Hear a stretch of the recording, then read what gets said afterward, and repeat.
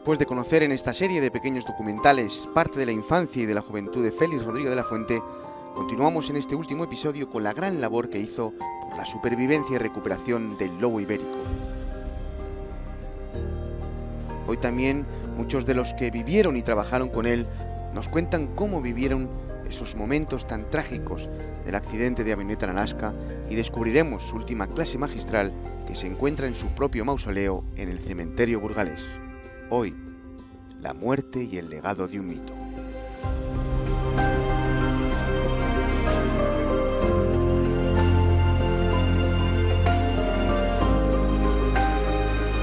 Uno de los puntos controvertidos de la vida del de Poza de la Sal fueron las envidias y los comentarios negativos por su trabajo con los lobos. Decenas de personas malmetían y mentían sobre la utilización de lobos amaestrados en sus documentales. Parece ser que ninguno de ellos había visualizado sus programas, ya que Félix siempre reconoció que troquelaba su propia manada para poder enseñar cómo vivían los lobos en el bosque.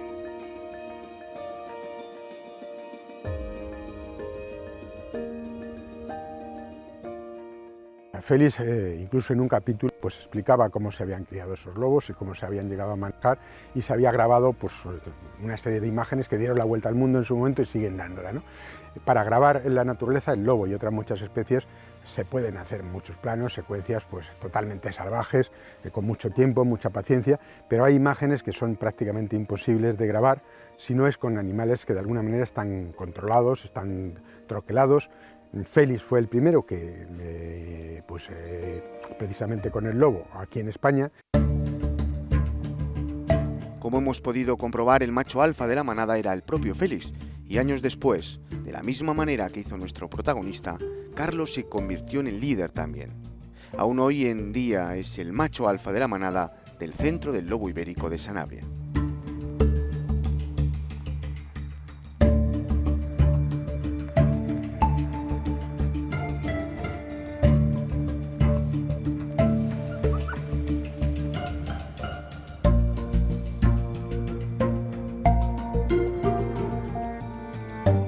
A partir de 1975 criamos varias manadas, Félix dirigiendo a un equipo en el que yo, del que formaba parte con otros estudiantes. También había ya entonces algún otro biólogo, algún otro especialista en el equipo. Félix, como digo, dirigía un poco todo aquel equipo de personal. Los lobos, cuando se crían desde muy chiquititos, desde prácticamente antes de abrir los ojos, consideran a las personas que les han criado como si fuéramos parte de su manada, parte de su familia, casi como si fuéramos los jefes, casi como si fuéramos sus padres.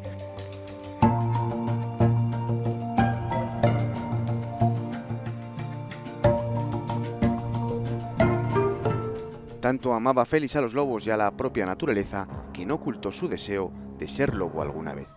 Él decía que cuando se muriese quería reencarnarse en lobo.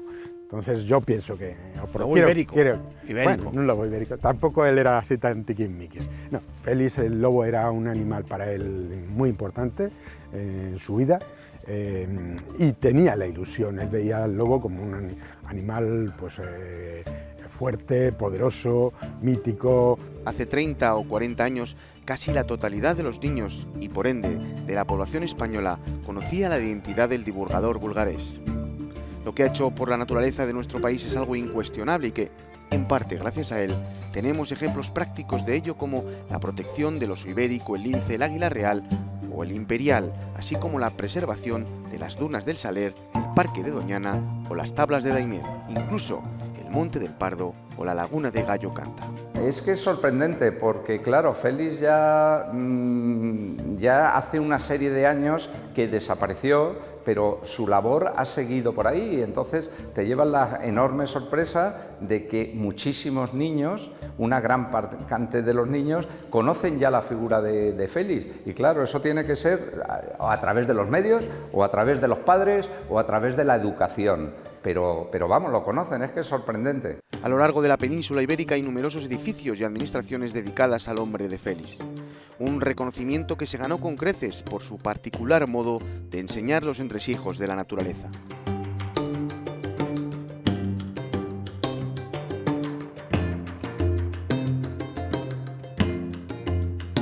propio Centro del Lobo Ibérico de Sanabria es uno de esos ejemplos dedicado, a su vez, a la gran pasión por el lobo del propio Rodríguez de la Fuente.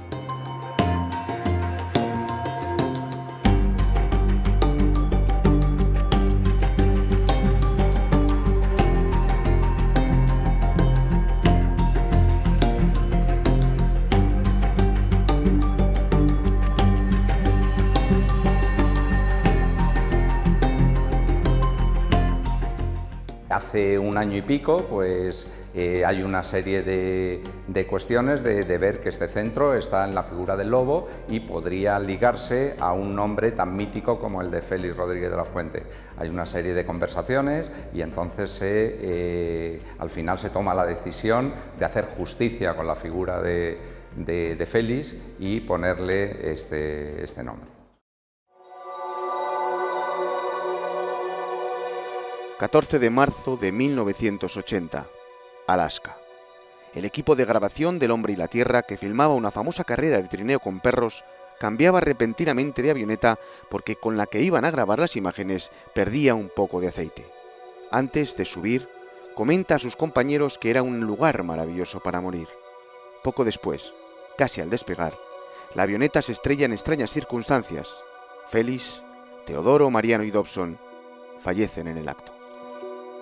El momento probablemente más duro de toda mi vida, y es como que se abre un agujero negro y es un vértigo y es una sensación de una pérdida inasumible para una niña, para cualquier niño que pierda a su padre.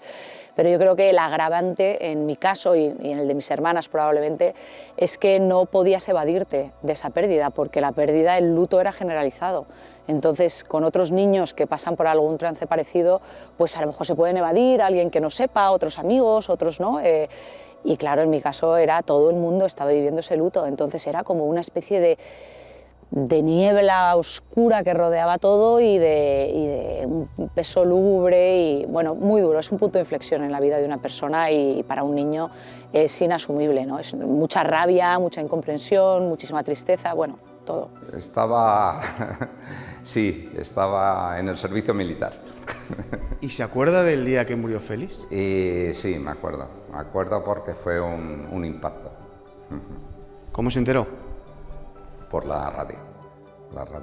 Bueno, yo ese día estaba precisamente controlando, manejando, trabajando con los lobos y con otros animales de la fauna ibérica que teníamos en ese momento en un campamento que había junto a la presa del Vado y en la Vereda, un pueblecito medio abandonado de Guadalajara. Allí justo teníamos el campamento de rodaje que se había montado después de la etapa de Pelegrina, también en Guadalajara, y parte del equipo estaba grabando en Alaska. En ese momento se estaba grabando a la vez, terminando de grabar la serie ibérica y empezando a grabarse la serie americana. Y entonces estaba allí en Málaga yo haciendo los flamencos y me llamaron, porque ellos se habían marchado, los habían mandado a hacer la carrera de los...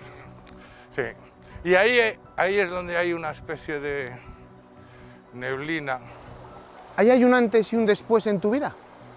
Yo creo que ¿La sí. mía? Total. Sí, a mí eso no me gusta recordarlo mucho porque me hace llorar a veces, pero vamos a ver, fue muy rápido todo. Había pasado algo. Evidentemente no fue fácil para mí superar aquella pérdida. De hecho, me fui a América a vivir con indígenas, a recorrerme la selva, a aprender otros sitios donde además teníamos proyectado ir en el futuro el equipo del Hombre y la Tierra. Y bueno, pues estuve mucho tiempo perdido, pero me costó mucho hablar de Félix. No soy una persona que exteriorice mis sentimientos, pero sí quedan dentro y duele. Ahora lo necesitas. Ahora lo necesito. Han pasado ya muchos años, como has dicho, son varias décadas, y ahora necesito, porque además creo que ahora es un momento muy importante para volver a recuperar el mensaje de Félix. Y entonces, bueno, que se mataron y volvimos a recoger los cadáveres, y esa noche sonó la puerta, estábamos en una cabaña en medio de... frente por frente de Rusia, en el estrecho de Bering. Se llama Yunalaklin. Y esa fue la segunda noche. La primera que llegamos, Félix y yo íbamos desde España. Estos llevaban desde el día 28 de febrero y esto fue el 14 de marzo. Llegamos el 13 hasta Yunalaklin, porque había que hacer transbordos desde España. Y entonces sonó la puerta y eran los esquimales a ofrecernos sus mujeres. Porque era lo que más quieren ellos. Digo yo. Y yo me acuerdo perfectamente. ¿Tú también? Como si fuera ahora mismo, en la cola de una tienda, una señora que iba delante lo dijo en voz alta y yo me quedé bloqueado, ¿no? Fue un palo, pero desde luego sí que es verdad que eso es un factor interesante para ver la influencia de una persona en la sociedad. Y en eso que estábamos a la altura de la quinta, más o menos, del vivero municipal, iría con un grupo de unos 6 muchachos en aquella, llegó corriendo uno que faltaba, gritando Félix ha muerto, así a voz en grito y llorando, además creo que recordar que fue Pedro Antonio. Bueno, llegó llorando y nos dijo que Félix ha muerto, y de todos aquellos pues se volvieron a casa a escuchar las noticias todos, menos 2 que nos quedamos, uno de ellos que fue Miguel Román, que ahora es agente ambiental, y el que aquí suscribe, que básicamente lo que salió de mi boca fue lo siguiente, quizás muy frío, pero dije, pues yo creo que si verdaderamente ha muerto, porque yo no me lo acababa de creer, Félix lo que hubiera querido es que el trabajo que estamos haciendo de colocar las cajas, de revisar las cajas y de seguir de alguna manera ayudando a los pájaros a que sigan estando es lo que quisiera. Todo en la vida de Félix estuvo cuestionado, incluso su muerte, como ya hemos visto.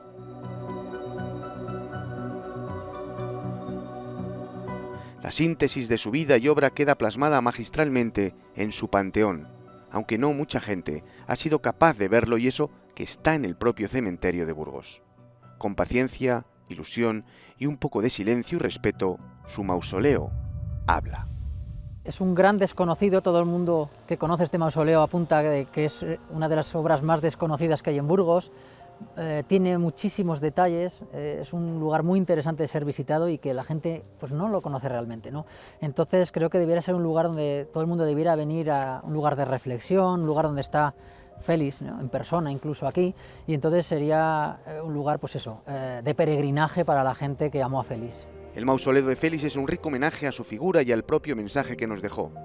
Ante el silencio del cementerio se levanta un precioso jardín que simula el bosque mediterráneo del que tanto nos habló.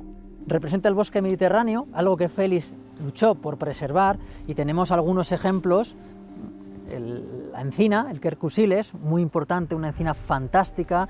Tenéis también los enebros, tenemos la sabina rastrera, tenemos los romeros, tenemos las jaras, tenemos los bojes, hay muchísimos bojes en la parte de atrás incluso, o sea que... Todo árbol que vemos aquí tiene su significado para la vida de Félix también, ¿no? Y del campo. Sí, en el caso del bosque mediterráneo, muy representativo, algo que él trabajó mucho por su conservación, y aquí en este lugar hay una conjunción, una mezcla de todas estas plantas que él tanto quería, ¿no? Ahí sí que su mujer pues atinó muy bien en qué elementos debían conformar este lugar.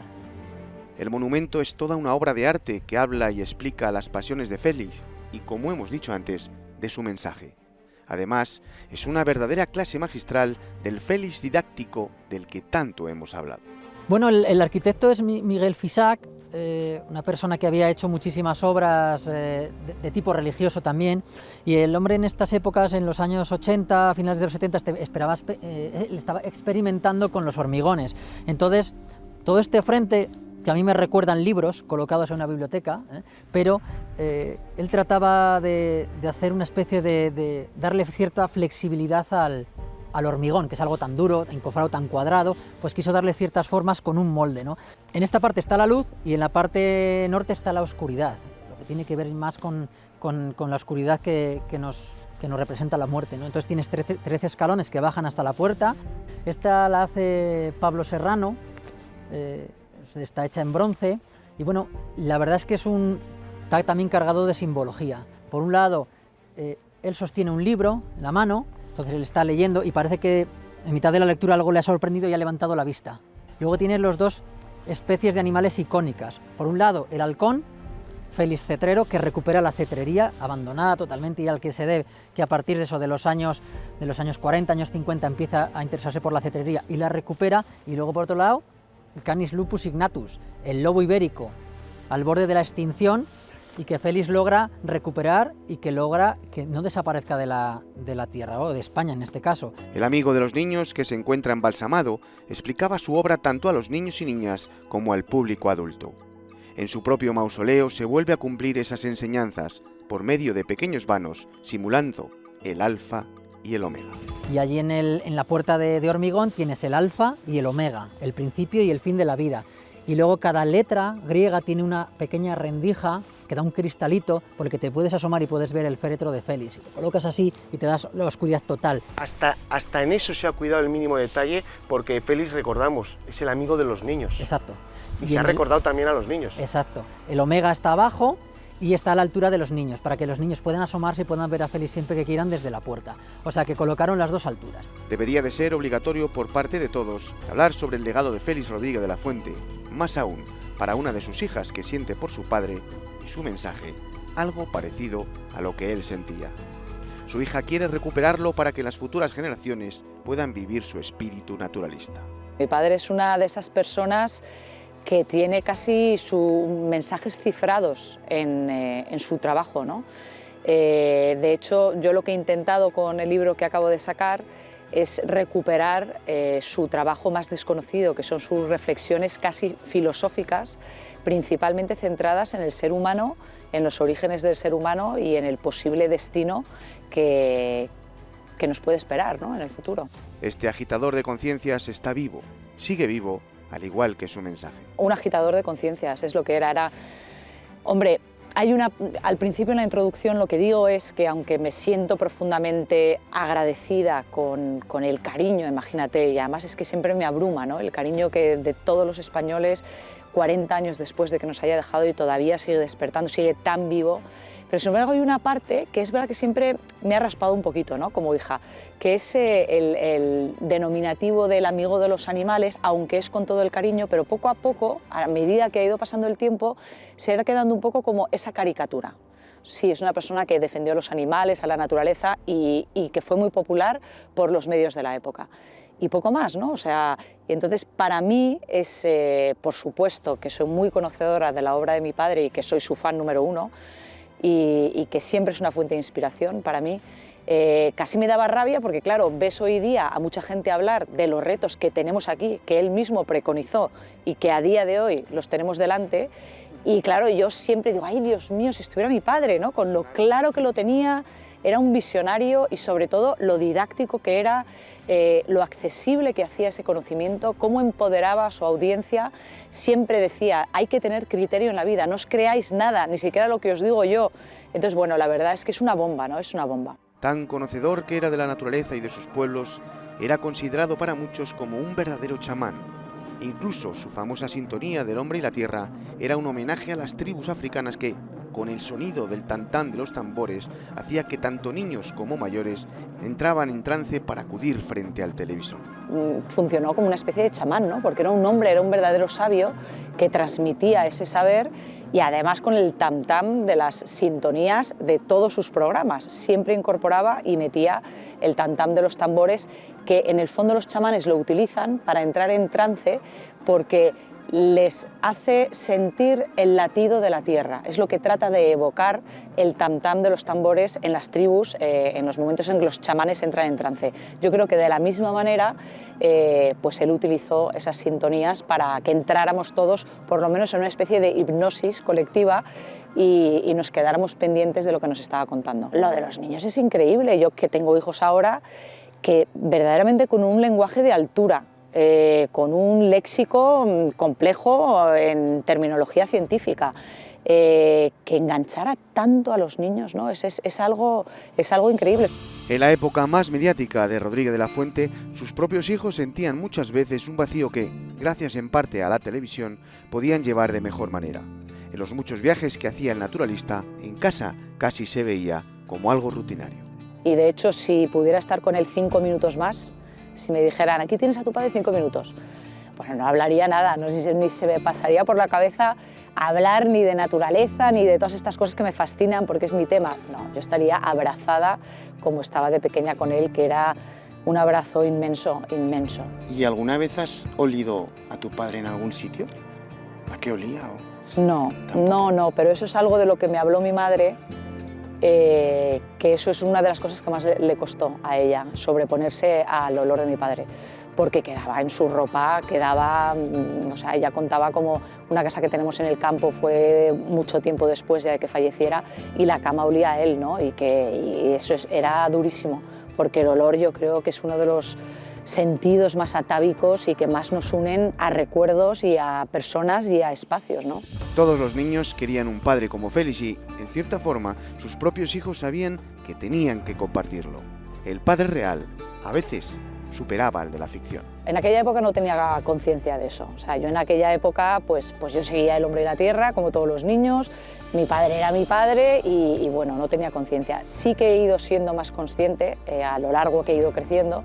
Y yo, de hecho, me siento muy hermanada a muchísimos niños y jóvenes que sintieron el mensaje, ¿no? Que sintieron la magia, que se dejaron embriagar por ese mensaje y que aman la vida y que es simplemente mirar a esas personas a los ojos y notar que tenemos una conexión y yo me siento muy hermanada a todos ellos. Siempre traía... ¿Recuerdas algo? Sí, hombre, por Dios.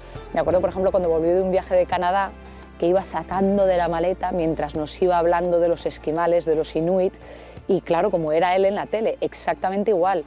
Iba sacando unas esculturas talladas en hueso de ballena y nos contaba cómo eran estos esquimales, cómo vivían en medio del hielo. Bueno, yo estaba absolutamente flipando en colores. Entonces, claro, ese asombro por la vida y por la diversidad de la vida y por lo que nos puede traer la vida, eso nos impregnó a muchísimos niños españoles de eso y desde luego a mí también. Aún hoy la gente busca algo en Félix que muy pocas veces se puede explicar. Hoy en día, el de Pozas de la Sal sería muy parecido al que nos dejó hace 40 años. Su mensaje, como digo, está lleno de claves y de mensajes velados y mensajes sobre todo trascendentales, atemporales totalmente, que tienen que ver con eso, con nuestro destino colectivo como especie, con nuestros orígenes y que plantean esas grandes preguntas que nos hemos hecho pues, a través de la filosofía, a través de la religión, a través de quiénes somos, por qué estamos aquí, de dónde venimos y hacia dónde vamos. Tanto los amigos como la familia y, por supuesto, los compañeros de Félix siguen compartiendo su mensaje, su legado o su propia vida. Es una necesidad para la sociedad que le devolvamos a Félix una mínima parte de lo que él nos dejó. Se necesita recuperar ese mensaje, como ya hemos dicho, y hombre, más que afortunados, más que pioneros o de lo que somos, o los supervivientes, lo que somos unos afortunados de haber vivido una época maravillosa de nuestra vida y ahora sí tenemos la responsabilidad de darlo a conocer. La de que el hombre es el único animal que destruye el medio en el que vive. Dice cualquier animal, se adaptan a vivir en él y lo respetan. El hombre llega y lo destruye todo. No, yo creo que habría que hacer una reserva y empezar a encerrar a los seres humanos en jaulas y dejar a los animales sueltos. Entonces claro, veríamos a ver, nos respetaban, nosotros a ellos. Yo me siento muy orgulloso después de 40 años de haber seguido un poquito, haber mantenido un poco su antorcha, por lo menos en la divulgación de la naturaleza en general, pero sobre todo en el tema del lobo. También me considero un privilegiado por llevar más de 40 años trabajando, viviendo, conviviendo con lobos casi a diario, y obviamente pues me acuerdo de Félix y le dedico a Félix muchos de los trabajos que hacemos. Termina ya este pequeño homenaje a nuestro querido amigo, el hombre que quiso vivir en el Paleolítico en el seno de una tribu de poderosos cazadores cuaternarios y que, después de cientos de libros y miles de estudios sobre su vida, siempre habrá una pregunta que nunca contestó. Pues Odil, nunca he terminado así un programa ni una entrevista que es que el entrevistado haga una pregunta. Así que quiero que le hagas una pregunta a tu padre. Uf. Pues qué pregunta le voy a hacer. ¿Tú qué crees que le puedo preguntar yo? ¿Que por qué se fue? ¿Qué le voy a preguntar yo? Pues algún día nos responderá. Ya, algún día, sí. Cuando me reúna con él. Queridos amigos, ayuden a seguir su legado y difundir su mensaje para que en las noches españolas no dejen nunca de escucharse los hermosos aullidos del lobo.